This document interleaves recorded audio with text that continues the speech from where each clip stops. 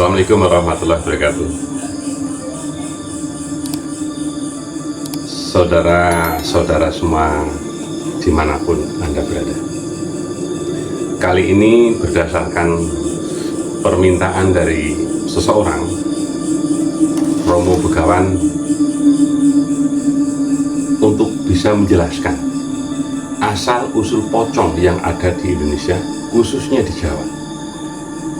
Nah, oleh karena itu, Romo Begawan akan menjelaskan kejadian beberapa puluh tahun, bahkan ratusan tahun.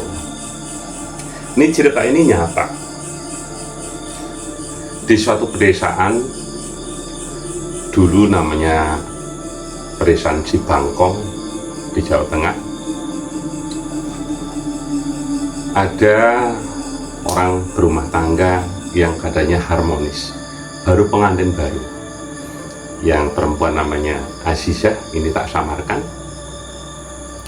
dan suaminya bernama Soleh, juga ini samaran. Dalam kehidupan sehari-hari mereka itu hidup sebagai petani, mulai dari rumah tangga berjalan secara harmonis rumah tangganya. Akhirnya sampailah Azizah mengandung sang bayi pertama kali. Namun setelah mulai mengandung, si Soleh itu suaminya punya teman-teman, kenalan-kenalan, karena mereka dari merantau. Akhirnya mereka bersahabat, berteman dengan teman-temannya. Ternyata teman-temannya itu punya kebiasaan yang tidak biasa dilakukan oleh Soleh. Teman-temannya itu kalau sore, kalau malam mengajak Soleh berkumpul, diawali dengan perbuatan iseng, melakukan ini ya, main remi, main domino. Akhirnya lama-lama diajak minuman, akhirnya mabuk. Dan yang tadinya iseng domino dan remi, akhirnya mereka melakukan perbuatan judi. Sehari dua hari pulang, masih belum terlihat oleh istrinya Azizah. Lambat laun perbuatan itu dilakukan terus oleh Soleh. Bahkan pada satu itu dengan teman-temannya dia minum mabuk. Setelah minum mabuk, ya pulang.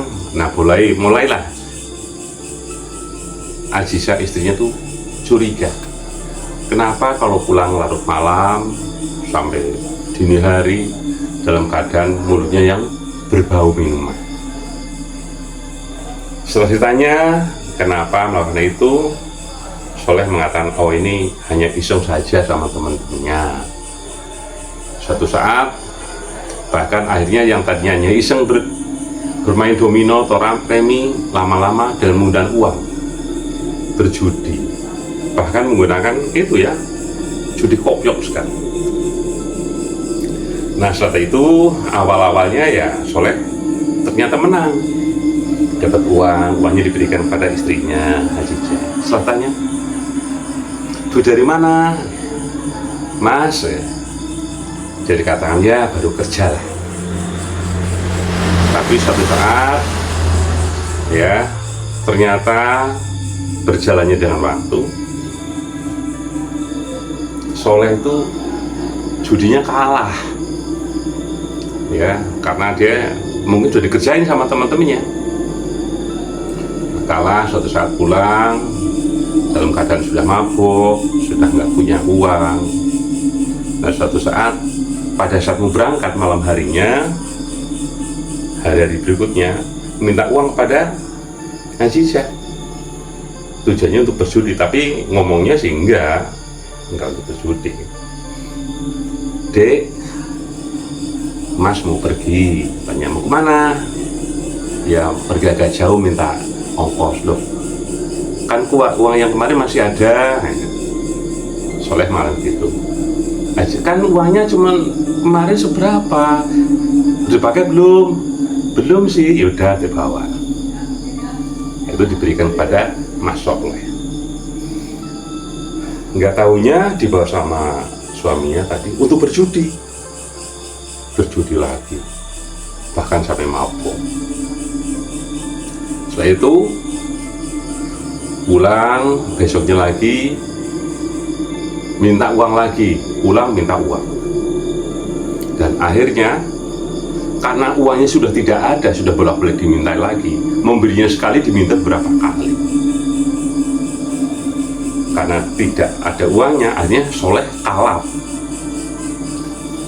Nah, pada saat Soleh kalap itu marah, terjadilah pertengkaran rumah tangga. Kebetulan di desa itu masih jarang rumahnya, jarang diketahui. Nah, karena kalap, akhirnya Azizah, istrinya, dianiaya oleh Soleh. Bahkan setelah dianiaya, ternyata dia itu sampailah meninggal dunia. Azizah dianiaya oleh suami sendiri sampailah meninggal dunia. Terjadi gempar di desanya. Nah, seperti itu, ya, setelah gempar, akhirnya dengan banyaknya orang, akhirnya isu desas-desus, padahal si Soleh mengatakan bahwa dia itu seolah matinya, meninggalnya itu bunuh diri, padahal meninggalnya itu karena dianiaya oleh Soleh. Soleh tanya sama orang-orang, berkeliling, tidak tahu tuh pulang malam di rumah suami istrinya sudah meninggal dunia. Setelah itu seperti biasa di kampung diadakan pemakaman seperti biasanya.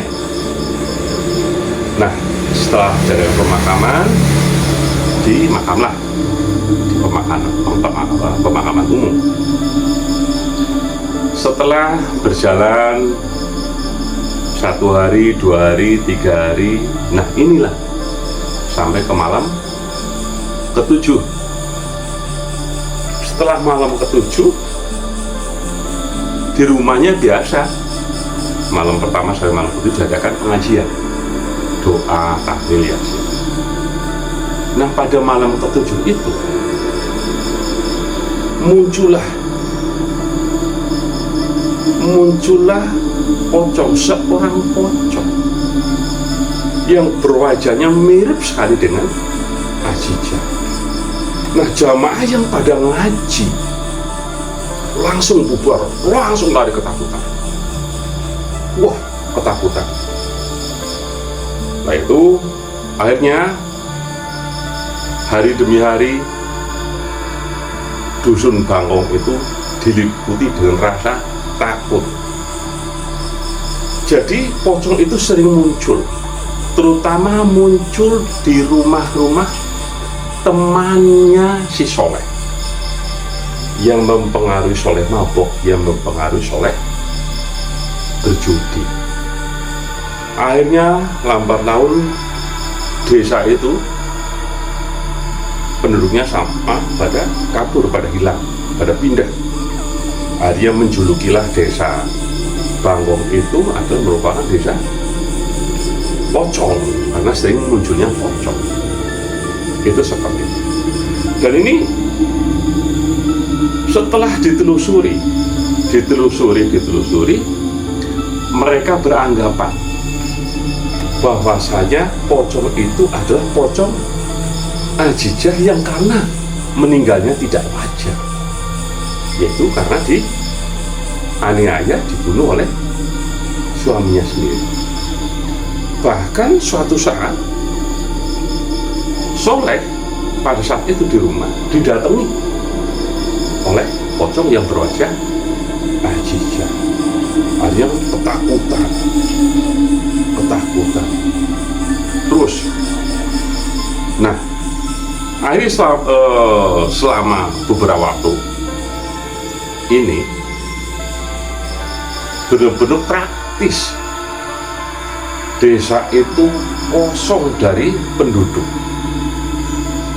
karena semuanya pada ketakutan. Kebetulan desanya kecil, penduduknya tidak terlalu banyak, muncullah pocong. Lambat laun tersiar ke lain desa, ke lain pedukuhan. Itu seperti itu. Jadi pocong di Indonesia, khususnya di Jawa, dulu diawali dari meninggalnya Azizah yang karena dianiaya oleh suaminya sendiri, yaitu Soleh, dan akhirnya muncullah pocong. Itulah sehingga masyarakat semakin besar menengarai pocong itu adalah si Azizah.